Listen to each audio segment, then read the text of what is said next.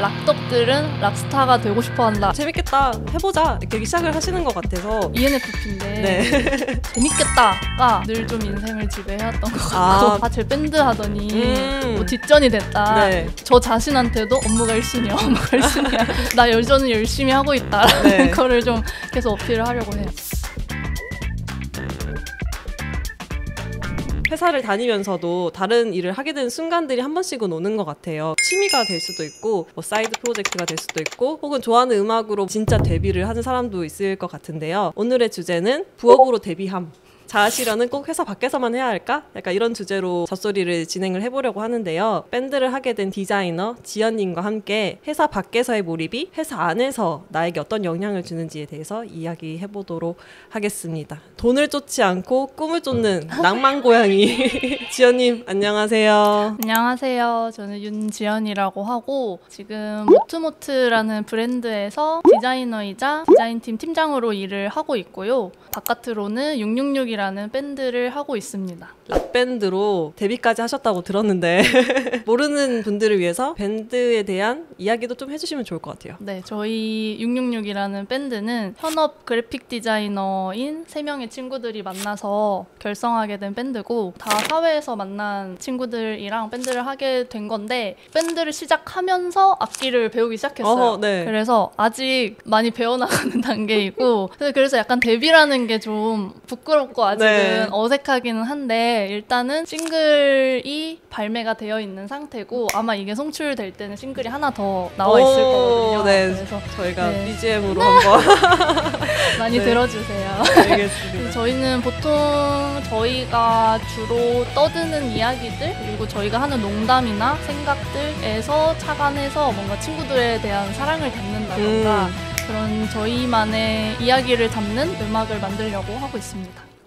네, 되게 의미 있는 곡들일 것 같은데요. 그래서 디자인 일을 하는 사람들이 밴드를 한다고 하니까 좀 의외라는 반응도 있을 것 같아요. 처음에 어떻게 만나게 되셨고 어떻게 밴드를 한번 해볼까? 라는 말이 나오게 됐는지 그 과정이 좀 궁금해요. 일단 저희는 어쨌든 디자이너로서 활동을 하면서 SNS로 서로의 존재는 몇 년째 계속 알고 있었어요. 결정적인 계기가 됐던 게 타이포잔치라는 행사가 있었는데 거기서 저는 후원사로 친구들은 참여 작가로 만나게 되면서 그때부터 좀 친하게 지냈어요. 같이 뭐 공연도 보러 다니고 페스티벌 다니고 하다가 갑자기 그냥 우리 밴드 할까? 라는 얘기가 페스티벌을 보면서 그런 얘기를 했던 것 같아요. 락덕들은 락스타가 되고 싶어 한다 이런 밈이 있었어요. 그런 밈이 있어요? 근데 확실히 제 주변에도 락 좋아하는 친구들은 한 번씩 악기를 배워볼까? 약간 이런 식으로 빠지더라고요. 그런 게 좀 있는 것 같아요. 저도 그때 나 사실 락스타가 되고 싶었나? 라는 생각을 좀 하면서 좀 다 같이 불도저처럼 진행이 됐던 것 같아요. 저는 이제 에너지 총량이라는 게 있는데 이 에너지 안에서 어떻게 분배해서 내가 다른 걸 시도를 해볼까라는 생각이 먼저 선행되는데 지연님이나 동료분들은 재밌겠다, 해보자 이렇게 시작을 하시는 것 같아서 내가 어느 정도 에너지를 쓸 수 있을지 계산 없이 이제 시도할 수 있는 이유가 있으신지 궁금해요. 일단 기본적으로 다 그 MBTI가 ENFP인데 재밌겠다가 늘 좀 인생을 지배해왔던 것 같고 그냥 진짜 단순하게 이게 사람마다 성향이 어쨌든 다르니까 왜 친구를 만나면은 에너지가 채워지는 사람이 있고 에너지를 소진시키는 사람이 있잖아요. 근데 어쨌든 저는 시간을 내서 내가 재밌다고 느끼는 활동을 했을 때 더 에너지가 충족되는 타입인 것 같아요. 사실 밴드 하기 전에도 늘 사이드로 뭔가를 계속 했던 것 같거든요. 운동일 때도 있었고 공부일 때도 있고 늘 회사 밖에서도 몰입할 수 있는 활동을 계속 만들었었던 것 같아요. 이게 진짜 잘 된 분들은 계획 없이 그냥 시도를 했다라는 얘기를 많이 하잖아요. 계획이 없을수록 추진이 되는 것 같다라는 생각이 들기도 하거든요. 사실 시작은 할 수 있어도 말씀 주신 것처럼 현실은 어쩔 수 없이 유지하기가 너무 힘들 것 같아요. 이제 뭐 저도 뭘 해보려고 해도 회사 끝나고 집에 가면 그냥 퍼즐러 읽기 바쁘거든요. 근데 그럼에도 불구하고 길게 사이드 프로젝트를 이제 락밴드로 하고 계시지만 그런 것들 이어올 수 있는 이유가 있을까요? 셋 중에 2명은 회사를 다니고 있고 1명은 프리랜서거든요. 그래서 현업에 계속 시간을 쏟아야 한다는 거를 서로 알고 있으니까 이 밴드라는 활동에 너무 많은 에너지를 쏟아버리면 오히려 더 오래 유지하기가 어렵겠다라는 것에 좀 합의가 되어 있어요. 그렇게라도 지속을 하고 싶은 이유는 저의 소개를 들었을 때 저 사람 회사에서 되게 멋있는 디자이너래. 멋있는 회사에서 멋진 디자이너로 일하고 있대. 근데 되게 멋진 밴드도 하고 있대. 이런 평가를 듣는 게 제 목표이자 추구미인 것 같아요. 네. 그 두 가지를 모두 해내는 제 자신이 좋고 그러다 보니까 계속 지속을 할 수 있는 것 같습니다. 약간 진짜 자신감이 있으신 것 같아요. 내가 진짜 노력하고 하면 할 수 있겠다라는 자기 확신이 있으신 것 같고 사이드 프로젝트라는 건 어쨌든 정말 사이드잖아요. 네. 제 추구미는 일도 잘하고 밴드도 잘하는 사람이기 때문에 네. 그 추구미를 유지하려면 사실 업무가 여전히 1순위이다. 네. 물론 이 활동이 저한테 시작했을 때보다 저한테 훨씬 더 중요해졌고 네. 되게 큰 비중을 차지하게 되기는 했는데 그래도 이걸 할 수 있는 거는 제가 본업으로 디자인 일을 하고 있기 때문인 것 같아요. 그래서 그 기반이 네. 없다면 네. 오히려 밴드 활동이 지금이랑 같은 마음으로 할 수는 없을 것 같아요. 일이 좀 잘 되어야 네. 내가 마음 편히 사이드 프로젝트를 맞아요. 할 수 있는 것 네. 같기도 하네요. 아직은 뭔가 만약에 밴드가 본업이다 라고 네. 하면은 지금처럼 우리 가늘게 하자, 길게만 하자, 즐겁게만 하자 이런 네. 얘기를 하기는 좀 어려울 것 같아요. 목표가 좀 다르지 않을까? 일도 잘하고 사이드 프로젝트도 잘하기 쉽지 않잖아요. 근데 그 두 가지를 지금 다 해내려고 노력을 하고 계시고 그 모습을 주변 사람들 눈에는 또 어떻게 보일지 궁금하거든요. 응원도 있겠지만 때로는 눈치도 많이 보이실 것 같아요. 실제로는 어떠신지 궁금해요. 실상은 어떻게 생각하실지 모르겠지만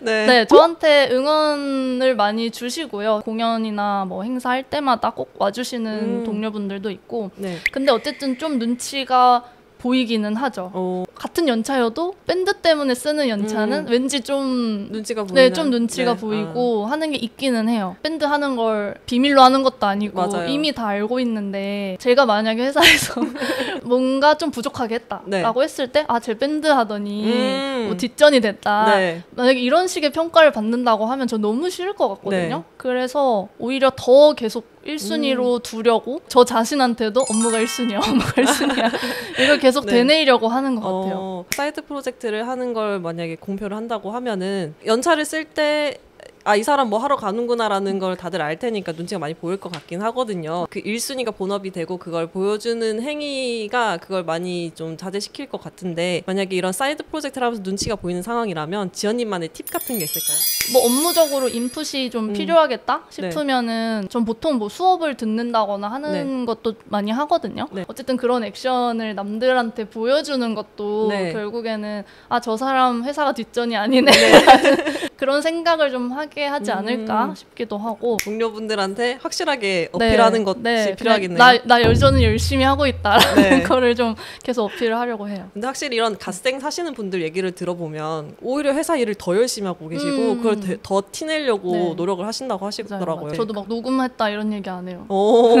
근데 뭔가 매니징을 하다 보면은 실무를 놓게 되잖아요. 맞아요. 근데 그 실무에 대한 감을 또 사이드 프로젝트에서 채울 수 있는 것 같아서 그 호환이 되게 잘 되고 있을 것 같아요. 맞아요. 저 그 부분도 되게 좋은데 이 개인의 창작욕을 풀 수 맞아요, 있는 맞아요. 활동이 사실 회사에서는 나오기가 좀 어려울 때가 맞아요. 많잖아요. 네. 뭔가 클라이언트나 회사의 니즈에 맞춰서 업무를 해야 되고 전 또 엄청 부지런한 타입은 아니라서 막 개인 작업을 하진 않아요. 네. 근데 밴드 활동에서는 뭔가 다 같이 이야기한 어떤 아이디어를 가지고 뭐 여러 가지 작업물을 직접 만들다 보니까 그런 게 되게 많이 해소가 되는 것 같아요. 재밌는 포트폴리오가 계속 생긴다라는 느낌도 있고 업무는 되게 성과랑 효율이 중요하고 제가 책임자로서 그걸 계속 신경을 써야 되는 입장인데 밴드는 말씀드린 것처럼 진짜 그냥 재밌어서 하는 활동이거든요. 그래서 뭐 효율이나 성과보다는 진짜 우리 재밌게 하자. 그래서 만약에 스트레스를 받더라도 이게 즐거움을 주는 스트레스가 아니라면은 할 필요가 없는 거죠. 들으면서 느낀 게 자아 실현을 회사 밖에서 하라는 얘기를 많이 하잖아요. 회사 안에서 실현할 수 없는 부분을 사이드 프로젝트를 통해서 한다면 회사에서 할 수 있는 자아 실현을 할 수 있는 것 같아가지고 그런 호환성이 되게 좋은 것 같아요. 정말 많은 걸 하고 계시잖아요. 이렇게 많은 걸 병행하고 계신데 한번 일주일 루틴이 어떻게 되시는지 궁금해졌어요. 시간대별로 뭘 계획하고 관리하고 이런 타입은 또 아니에요. 뭔가 해야 되는 태스크만 딱 써가지고 했는지 안 했는지 체크하고 뭐 그런 식으로 계속 관리를 하고 있습니다. 그래서 저희 회사 제품을 또 가져왔는데 잘 쓴 일주일을 가져왔어요. 그래서 이런 식으로 당신 피 아니지? 한 스프레드가 일주일이에요. 저 이거 산 것 같아요. 아 그래요? 네. 그냥 태스크만 일주일 동안 관리할 수 있는 페이지로 맞아. 이루어져 있는데 이게 이제 날짜형으로 작년에 출시된 네. 올해 다이어리예요. 일주일에 내가 뭘 하고 해야 하지? 네. 라는 거를 계속 미리미리 써가면서 하고 있고 놓치는 일정이 없도록만 좀 관리를 하고 있습니다. 자아 실현을 회사 밖에서 하라라는 얘기를 들었을 때 지연님은 어떻게 생각하고 계신지 궁금했어요. 일단 제가 이 질문을 받고 자아실현이란 뭘까를 일단 좀 정의를 해보고 싶었는데 네. 제가 생각했을 때는 뭔가 이 안에서 그게 작든 크든 내 스스로 목표를 정하고 그걸 이루기 위해서 노력을 하고 성취해내고 그걸로 자존감이 높아지는 어떤 일련의 과정인 것 같아요. 그렇게 봤을 때는 사실 회사 안에서도 자아실현이 가능한 거 아닌가? 네. 가능해야 되지 않나? 라고 저도 생각을 했고 왜냐하면 회사라는 게 종종 부정적인 어떤 키워드로 비춰질 때도 많지만 그래도 회사는 일주일에 5일이나 맞아요. 가고 또 하루에 4분의 1을 쓰는 곳이잖아요. 네. 근데 그 공간이 나에게 불행하게 느껴진다거나 수동적이라거나 여기 있을 때는 나는 나답지 않다라고 느껴진다면 저는 좀 너무 힘들 것 같아요. 맞아요. 그래서 자아실현이라는 거는 결국 가능하다면 회사에서도 해야 된다라고 생각을 하고 그게 어려운 상황이라면 자아실현을 할 수 있을 방법을 좀 찾아야 하지 않을까? 저라면 그것에 대해서 좀 고민을 할 것 같더라고요. 결론적으로는 회사 안에서도 밖에서도 할 수 있는 활동이다. 해야 한다. 회사에 진짜 오래 있거든요. 그쵸. 근데 나답지 않고 돈 버는 시간이라고 쓰기에는 너무 아까운 거예요. 맞아요. 저희 60살까지 반의 시간을 소비하는 걸로 끝내면 너무 아쉽기 때문에 맞아요. 네. 뭔가 나다울 수 있는 방법이 되게 여러 가지가 있을 텐데 네. 회사에서 나다울 수 있는 방법은 뭘까를 좀 스스로 고민을 해봐야 하지 않을까 네. 싶어요. 그러면 이제 언젠가는 제 생각에는 회사랑 밴드 둘 다 중요하지만 언젠가 하나를 선택해야 될 것 같거든요. 펜타포트 이런 데 가는 락스타가 됐어요. 너무 좋겠다.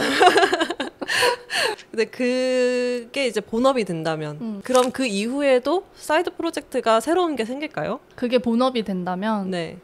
그래도 사이드 하지 않을까 싶어요. 어떤 거? 뭔가 그냥 뭘 할진 모르겠지만 네. 저한테 사이드라는 게 꼭 프로젝트는 아니긴 하거든요.